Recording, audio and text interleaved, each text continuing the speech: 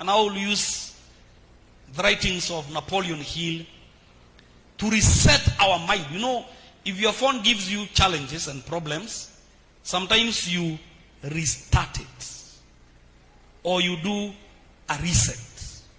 Sometimes it may even give you problems and you do a factory setting. Some of us need to take our brains and our minds to a factory setting. For it to appear afresh, you remove everything that you know.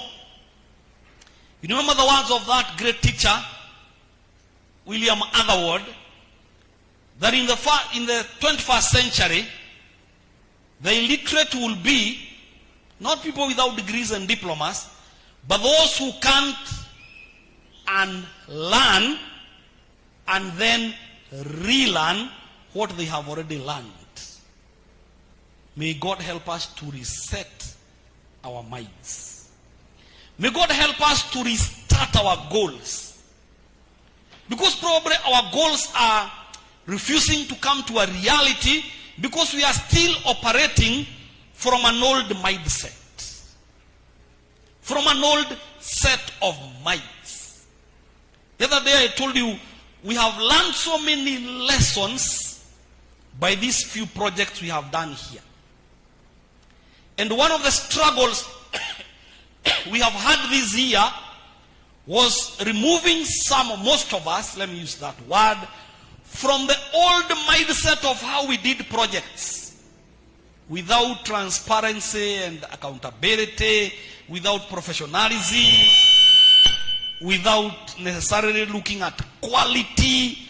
And that's why they were telling us, don't do this, because 4 years ago, we tried to do this, and we never succeeded.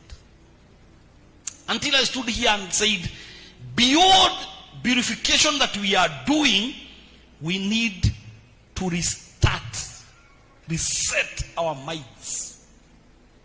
So moving forward, every other project we want to do, if you have issues, we say, please raise your concerns.